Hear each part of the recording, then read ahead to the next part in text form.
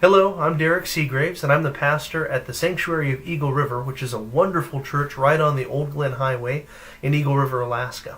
And I want to make a video for you applying further the sermon that I delivered yesterday.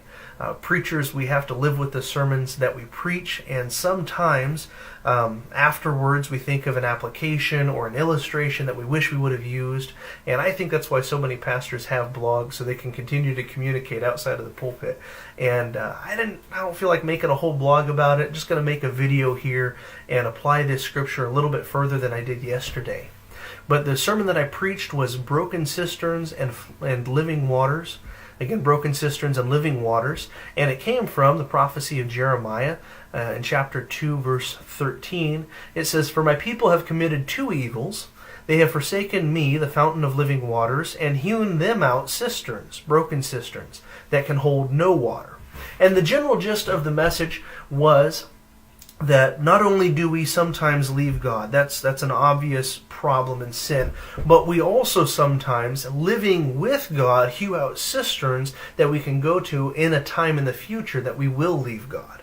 We plan against God or hedge against God by hewing out these cisterns. And of course that is a second evil in this scripture. And I applied it a little bit, but just raised the awareness, raised the topic that there are things in our lives sometimes that we set up as cisterns to get value from, to be sustained from, to be fulfilled without God, because we don't know if we're going to continue with God.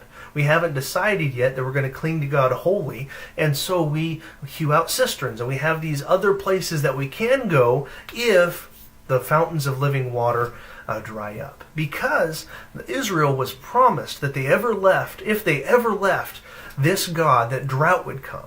And so they don't know if they're always going to live holy, and so they have hewn out these cisterns. Because drought will come if they leave God, and so they'll be able to be sustained a little while longer. And there's problems with cisterns. One of the main problems is that they always crack, which is right there in the scripture.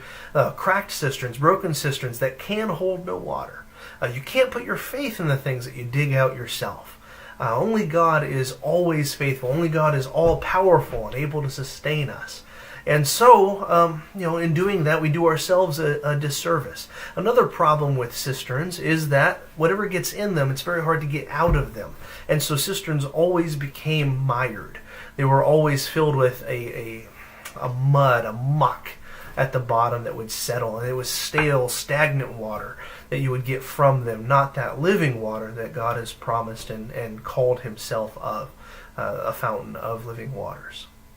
So to apply that further, to kind of show what cisterns are, to raise some red flags for you, if you do have something like that in your life that you would turn to, that you have set aside to turn to if you ever leave God in the future, I just wanted to share a couple of those, a couple of things that would raise a red flag in my life and have in the past. And the first one is that if there's anything you don't want to connect to church or God, that might be your miry cistern, specifically a relationship. If you have a relationship that you would never invite to church, if you have a relationship with someone that you never talk about the good things of God with, if you have a relationship with someone and you don't want them to know that you go to church, or you would never invite them to go with you to church, that might be a red flag. That might be a relationship that you have carved out, that you are putting on hold or engaging with at times because you don't know if you're always going to be over here living righteous. You don't know if you're going to commit to this church thing or to living for God, and so you have your backup plan, this relationship that I can get fulfillment from outside of God.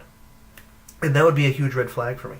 As a young person in youth group, I had relationships like that, these friends or even romantic relationships that were outside of the bounds of church and God, and they didn't hear about those things from me because they were a backup plan. They were where I would go if I wasn't committed to church. And eventually those relationships either had to change or they had to die. Another one is an activity that you wouldn't pray for blessing in. I'm not going to apply that too far, but if there's an activity that you're involved in and you wouldn't pray God's blessing on that activity, it's probably a cistern. It's probably something that you are turning to instead of God for fulfillment or for validation or for value that you probably should let go of. If you're not willing to ask God to bless it, what are you doing there? Thirdly and lastly is things that actually make you disconnect from God for fulfillment. Things that come to mind immediately would be concerts or festivals, travel, be it business or pleasure, or even sports activities that force you to disconnect from God, force you to forsake the things of God to go to those places, or even just skip time with God. If you have a regular church time that you're supposed to be at and you skip those to go somewhere and get your fulfillment or your entertainment, that would be a red flag to me. Festivals and concerts where you have to do ungodly things or be in an ungodly atmosphere to enjoy yourself.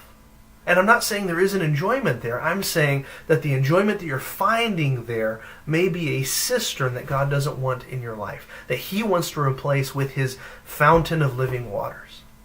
Thank you so much for taking a couple of minutes here, 6 minutes here, and hearing this message and the application of it. If you're in Eagle River or North Anchorage or Palmer or Wasilla and you don't have a church that you are a part of, or you are looking for a great experience in a Pentecostal church, please come out to 14121 Old Glen Highway. We're a blue building right on the highway across from Fire Lake. And we will be happy to welcome you into the fellowship and deliver more preaching like this along with worship and teaching.